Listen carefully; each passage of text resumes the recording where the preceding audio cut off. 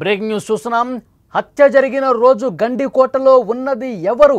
ప్రస్తుతం పోలీసులు అన్ని విధాలుగా కూపీలాగుతున్నారు. గండికోటకు ఎందుకు వచ్చారు, ఎంతమంది వచ్చారు, వచ్చాక ఏం చేశారు, వైష్ణవిని అప్పుడు ఎవరైనా చూశారా, జమ్మలమడుగు పిఎస్లో విచారించిన 150 మందిలో నిందితులు ఉన్నారా? ఈ కోణంలో దర్యాప్తు చేస్తున్నారు. కేసులో నిందితులు ఎవరో తెలిసిన ఆధారాలు లభించనందుకే ఆలస్యం జరుగుతుందా? ప్రస్తుతం ఈ కేసులో ప్రతి అడుగడుగు పోలీసులు తనిఖీలు చేస్తూ ఉన్నారు, దర్యాప్తు చేస్తూ ఉన్నారు, విచారణ చేస్తూ ఉన్నారు. కానీ ఏ ఒక్క ఆధారం కూడా సరైనది ఇంకా లభించనట్టుగా తెలుస్తోంది. గండికోటలో వైష్ణవి హత్య జరిగి 10 రోజులుగా వస్తున్న నిందితులు ఎవరూ కూడా అసలు ఎవరు చంపారు వైష్ణవని అనే విషయాన్ని పోలీసులు కనిపెట్టలేకపోతున్నారు. అత్యంత తెలివిగా ఈ హత్య చేయడంతో ఆధారాలు దొరకడం లేదు. అన్ని కోణాల్లో పోలీసుల దర్యాప్తు అనేది కొనసాగుతుంది. ఆధారాల కోసం అన్వేషణ అనేది కొనసాగుతుంది. కుటుంబ సభ్యులే హత్య చేశారని అంతా అనుమానిస్తున్న అనుమానాలు నిజమే, కానీ క్లూస్ ఏవి, కానీ ఆధారాలు ఏవి? పోలీసులు కూడా నోట కూడా అసలు ఒక్క మాట రావట్లేదు. పలానా వ్యక్తి చంపారు, పలానా మనుషులు చంపారు, కుటుంబ సభ్యులే చంపారు, లేదు కుటుంబ సభ్యులకు సంబంధం లేదు, వేరే బయట వ్యక్తులు చంపారు. ఇలాంటివి ఎన్నో కనిపిస్తున్నా ఆధారాలు మాత్రం ఇంతవరకు లభ్యం కాని పరిస్థితి అయితే ఉంది. ఈ కేసు దర్యాప్తు కీలక పరిణామం చోటు చేసుకుంది. వైష్ణవి హత్య జరిగిన రోజు గండికోట ఆ పరిసర ప్రాంతాల్లో సంచరించిన వాళ్ళని సెల్ టవర్ లొకేషన్ ఆధారంగా గుర్తించి జమ్మలమడుగు పిఎస్కు పిలిపించారు. 150 మంది ఉన్నట్టుగా గుర్తించారు. ఆ 150 మందిలో ఎవరెవరు అక్కడికి ఆ ప్రాంతంలో ఎంతసేపు ఉన్నారు, ఆ 150 మంది ఎందుకని ఆ ప్రాంతానికి వచ్చారు, గతంలో ఎప్పుడైనా వచ్చారా, పర్టికులర్గా ఆ రోజు రావడానికి కారణం ఏంటి, వారితో పాటు ఎవరెవరు వచ్చారు, ఎంతసేపు ఉన్నారు, వాళ్ళు ఎవరెవరికి ఫోన్లు చేసి మాట్లాడారు, ఇవన్నీ కూడా పోలీసులు తెలుసుకుంటూ ఉన్నారు. కానీ ఇప్పటికీ మనకు అందుతున్నటువంటి సమాచారం ప్రకారం ఆ 150 మందిలో నిందితులు అసలు ఉన్నారా లేదా అన్నది కూడా పోలీసులు ఇంకా కనిపెట్టలేని పరిస్థితి. గత కొన్ని రోజులుగా మనం చూస్తున్నాం, 10 రోజులుగా విచారణ చేస్తూనే ఉన్నారు. కుటుంబ సభ్యుల మీద అనుమానం వ్యక్తం చేశారు. తల్లిదండ్రులే అన్నలకు చెప్పి మరీ ఈ దాడి చేపించారు, వైష్ణవని హత్య చేపించారు అని వార్తలు కూడా వచ్చినాయి. అన్నల్ని విచారించారు. బ్రహ్మయ్య కావచ్చు, కొండయ్య కావచ్చు, తర్వాత సురేంద్ర, వీళ్ళ ముగ్గురిని విచారించారు. కొన్ని అనుమానాలు లేవనెత్తారు. వచ్చినటువంటి ప్రశ్నల ఆధారంగా వాళ్ళని క్వశ్చన్ చేసినప్పటికీ కూడా సరైన ఆధారాలు వాళ్ళకి వ్యతిరేకంగా కనిపించలేదు. కాబట్టి పోలీసులు ఏమీ చేయలేని ఒక నిస్సహాయ పరిస్థితి ఉంది. కానీ పోలీసులు అన్ని కోణాల్లో దర్యాప్తు చేస్తూ ఉంటున్నారు. కర్నూలు రేంజ్ డీఐజీ కోయ ప్రవీణ్ గారు ఆ రోజు గండికోట ప్రాంతంలో ఆయన దర్యాప్తుల్లో భాగంగా, విచారణలో భాగంగా అక్కడికి వచ్చినప్పుడు ఈరోజు మధ్యాహ్నమే కొన్ని కీలకమైనటువంటి ఆధారాలు మాకు లభించాయి, ఈ సాయంత్రమే ఎస్పీ గారు మొత్తం చెప్పేస్తారా ఏం జరిగిందన్నారు. కానీ ఇప్పటికీ 10 రోజులు అవుతుంది. ఆయన చెప్పిన తర్వాత ఒక వారం రోజులు అవుతుంది. కానీ ఎక్కడ ఒక్కడు కూడా ముందుకు పడినటువంటి పరిస్థితి. అక్కడ అసలు ఏం జరుగుతుంది, పోలీసులు ఇప్పటికిప్పుడు ఇస్తున్నటువంటి ఇన్ఫర్మేషన్ అంటే తెలుసుకునే ప్రయత్నం చేద్దాం. మా ప్రతినిధి సుదర్శన్ ఫోన్ లైన్లో సిద్ధంగా ఉన్నారు. సుదర్శన్, ఏంటి అక్కడ సిచ్యువేషన్? 10 రోజులు అవుతుంది, కానీ కనీసం ఒక్కరు సంబంధించిన ఆధారం కూడా బయటపడలేదు. పోలీసులు ఇంకా ఎప్పుడు తెలుస్తారు? అక్కడ స్థానికులు కూడా విమర్శిస్తున్నారు పోలీసుల్ని. ఏం దర్యాప్తు చేస్తున్నారు, ఏం విచారణ చేస్తున్నారు, ఇంత టెక్నాలజీ ఉండి ఎందుకు కనిపెట్టలేకపోతున్నారు, ఇలాంటి విమర్శలు కూడా వస్తూ ఉన్నాయి. ఏమంటున్నారు పోలీసులు?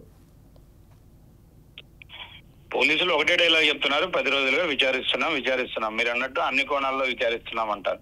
ఎన్ని కోణాలు, ఎంతమందిని, ఎన్ని రోజులు, ఏం విచారిస్తున్నారు? విచారణలో ఒక పాయింట్ అయినా దొరికిందా, ఒక్క లీడ్ అయినా దొరికిందా, ఒక క్లూ అయినా పోలీసులు కనిపెట్టగలిగారా అనేది ఇప్పుడు అందరి నుంచి కూడా వినిపిస్తున్నటువంటి మాట. ఎందుకంటే ఇప్పటికే ప్రజా సంఘాలు, విరసం నేతలు వీళ్ళందరూ కూడా ఎంటర్ అయ్యారు. పోలీసుల తీరును తప్పుపడుతూ ఉన్నారు. మరోవైపు కుటుంబమే అన్నారు, బ్రీడ్ అన్నారు, ఒక్కొక్కరికి క్లీన్ చిట్ ఇచ్చే ప్రయత్నం చేస్తున్నారు. కానీ వైష్ణవిని చంపింది ఎవరో కనిపెట్టలేకపోతున్నారు. ఇంతకు పోలీసులు వైష్ణవికి న్యాయం చేయగలుగుతారా లేదా?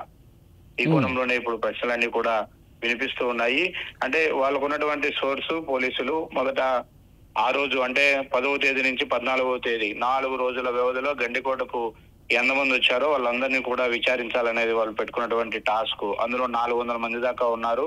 వాళ్ళలో 150 మందిని ఇప్పటికే విచారించినట్టుగా తెలుస్తుంది. ఇక మరో టాస్క్ అక్కడికి వచ్చినటువంటి వెహికల్స్ అన్నిటినీ గుర్తించడం. ఆ వెహికల్స్ అన్నిటినీ కూడా గుర్తించారు. దానిపైన కూడా ఆరా తీయడం అయిపోయింది.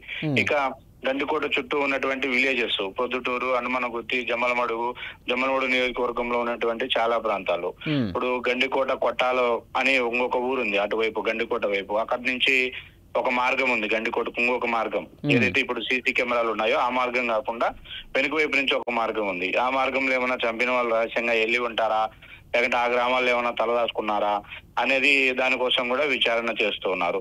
అలాగే ప్రొద్దుటూరు, ముఖ్యంగా ప్రొద్దుటూరులో కూడా చాలా అనుమానాలు ఉన్నాయి. ప్రొద్దుటూరుకు సంబంధించి చాలా మందిని పోలీసులు రహస్యంగా విచారిస్తూ ఉన్నారు. ఒక డిఎస్పీ ఆధ్వర్యంలో ఒక 2 వెహికల్స్ పెట్టుకొని నిత్యం మఫ్టీలో పోలీసులు వాళ్ళకి అనుమానం వచ్చిన వాళ్ళందరినీ కూడా లిఫ్ట్ చేస్తూ ఉన్నారు. నిన్న కూడా ప్రొద్దుటూరులో ఒక వ్యక్తిని రహస్యంగా విచారణకు తీసుకెళ్లి విచారించినట్టుగా మనకు సమాచారం ఉంటుంది. కానీ ఇంతవరకు ఎలాంటి క్లూ దొరకట్లేదు. అందరూ అనుకున్నట్టుగా పేరెంట్స్ పాత్ర ఉందా అంటే దానిని ఎక్కడా కూడా పోలీసులు ఇసుమంతా కూడా నిర్ధారించలేదు. అయితే సుదర్శన్ ఆ రోజు కోయ ప్రవీణ్ సంఘటన స్థలానికి వచ్చి పరిశీలించినప్పుడు ఆయన ఒక మాట చెప్పారు, మాకు ఈ ఉదయమే కొన్ని ఆధారాలు, నిందితులకు సంబంధించిన ఆధారాలు దొరికాయి అన్నారు. మరి ఏంటి ఆధారాలు ఇంతవరకు బయట చెప్పలేదు ఆయన? అదే ప్రశ్న మనము సుమన్ టీవీకి ఎక్స్క్లూజివ్ గా ఎస్పీ గారు ఇచ్చిన ఇంటర్వ్యూలో కూడా ప్రశ్నించడం జరిగింది. అంటే మేము కొన్ని ఎవిడెన్సెస్ దొరికాయి, మాకు వాటిని క్లారిఫై చేసుకుంటే కన్నా ఖచ్చితంగా వీళ్ళే ఉండొచ్చు అని మేము ఆ రోజు భావించాము. కానీ అవి వీగిపోయాయి, ఆ క్లూస్ మాకేమీ ఉపయోగపడలేదు, వాళ్ళ పాత్ర లేదు అని తేలిపోయింది అన్నాడు. కానీ తర్వాత స్టెప్ ఏంది అనేది పోలీసులకు ఇప్పుడు కూడా అర్థం కావట్లేదు. వందలాది మందిని అయితే విచారించామని చెప్తున్నారు, కానీ ఎవరి నుంచి కూడా ఎలాంటి ఆధారము లభించట్లేదు. అదేమి వేరే దేశంలో జరిగింది కాదు, అలాగని ఏదో అటవీ ప్రాంతంలో జరిగింది కాదు. రోజుకు వందలాది మంది వచ్చే టూరిస్టు ప్రాంతంలో, అది కూడా పట్టపగలు, అర్ధరాత్రి కూడా కాదు, పట్టపగలే జరిగింది. అలాగని మృతదేహం ఏమైనా గల్లంతైందా అంటే అది లేదు. మృతదేహాన్ని అక్కడే గుర్తించారు. కానీ ఇంతవరకు డాగ్ స్క్వాడ్ కానీ, క్లూస్ టీమ్ కానీ, పోలీసులు ఇన్వెస్టిగేషన్ లో కానీ ఎలాంటి ఆధారాలు దొరకట్లేదు అన్నది పోలీసులు ఫస్ట్ నుంచి కూడా చెప్తున్నటువంటి ఒకే డైలాగ్. కాకపోతే విచారిస్తున్నాం. ఇప్పుడు ఈ 150 మంది ఉన్నారుగా సుదర్శన్, ఇప్పుడు ఈ 150 మంది ఎవరైతే ఉన్నారో గండికోటకు వచ్చిపోయిన వాళ్ళు, వాళ్ళల్లో ఏమైనా కొద్దిగైనా అనుమానం కనిపిస్తోందా? ఏ అనుమానాలు లేవు. ఎందుకంటే ఆ అమ్మాయి ఎవరి సెల్ఫీ ఫోటోల్లో అమ్మాయి ఫోటో కనిపించిందో స్వయంగా, అంటే ఒక ఫోటోలో అమ్మాయి కనిపించిందంటే వాళ్ళు అత్యంత దగ్గరగా అమ్మాయికి రీచ్ అయి ఉంటారు. ఆ రోజు ఆ అమ్మాయి చుట్టూ సంచరించి ఉంటారు. అలాంటి వాళ్ళని కూడా విచారించారు. అలాగే ఆ ఫోటోలో ఉన్న అనుమానాస్పదంగా టెంపుల్ బయట గానీ, గండికోట ముఖద్వారం వద్ద గానీ, వేరే హరిత హోటల్ దగ్గర గానీ ఇక్కడ ఉన్న వాళ్ళందరినీ కూడా ఐడెంటిఫై చేశారు. కానీ ఎవరి నుంచి ఎలాంటి సమాచారం రావట్లేదు. ఇక ముఖ్యంగా గండికోట గ్రామస్తులు, కోట లోపలే ఒక విలేజ్ ఉంటుంది, గండికోట విలేజ్, అక్కడ 150 కుటుంబాలు ఉంటాయి. ఆ గ్రామస్తుల పాత్ర ఏమన్నా ఉంటుందనే కోణంలో కూడా ఆ గ్రామంలో అనుమానంగా ఉన్న వాళ్ళందరినీ కూడా తీసుకెళ్లారు. వాళ్ళ సెల్ ఫోన్లు స్వాధీనం చేసుకుని అవన్నీ కూడా వెరిఫై చేశారు. మరోవైపు కాల్ డేటాను పూర్తిగా ఈ 10 రోజులుగా వాళ్ళు అనాలిసిస్ చేస్తూ ఉన్నారు. కానీ ఆ కాల్ డేటాలో కూడా ఎక్కడా కూడా ఒక్క క్లూ కూడా దొరకట్లేదు. చెప్పండి.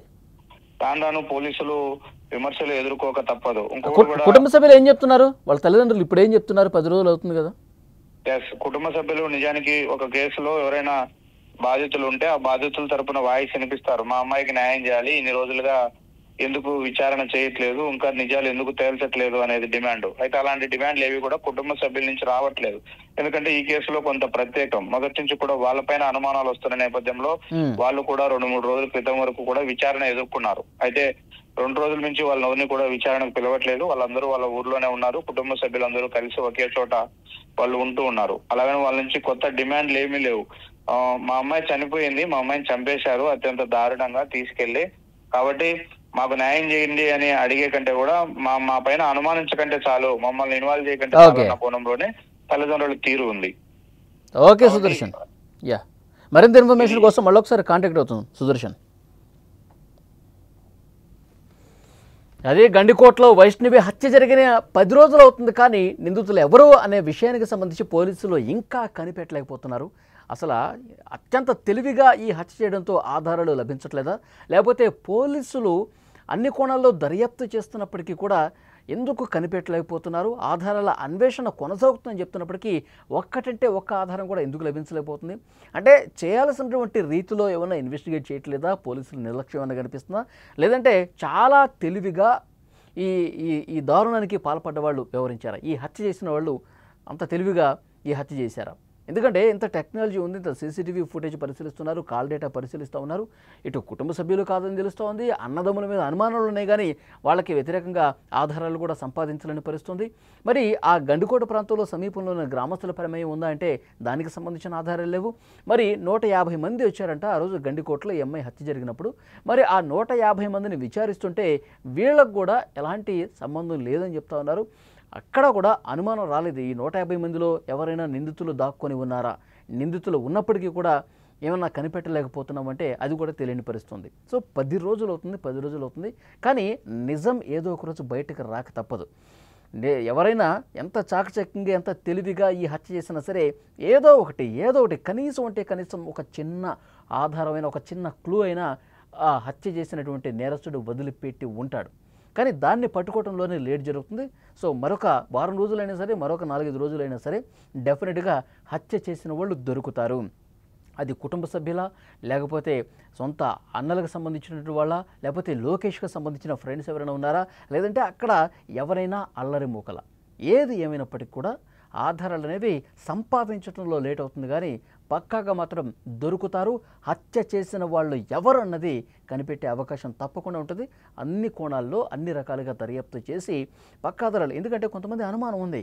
ముందుగా అనుమానం వ్యక్తం చేసింది బ్రదర్స్ మీదే. ఎందుకంటే బ్రహ్మయ్య కావచ్చు, కొండయ్య కావచ్చు, సురేంద్ర కావచ్చు, వీళ్ళు కొంత అనుమానంగా కనిపించారు. వాళ్ళ పేరెంట్స్ ఏమో అన్నలెట్ట చంపుతారు, వ్యవస్థలను చేసి అంత దారుణంగా చెల్లిని అన్న చేస్తాడా అని చెప్పి వాళ్ళు కొట్టిపారేస్తూ ఉన్నారు. కానీ కొంత అనుమానం ఉంది కాబట్టి ఆ కోణంలో విచారించిన క్రమంలో ఆధారాలు మాత్రం దొరకట్లా.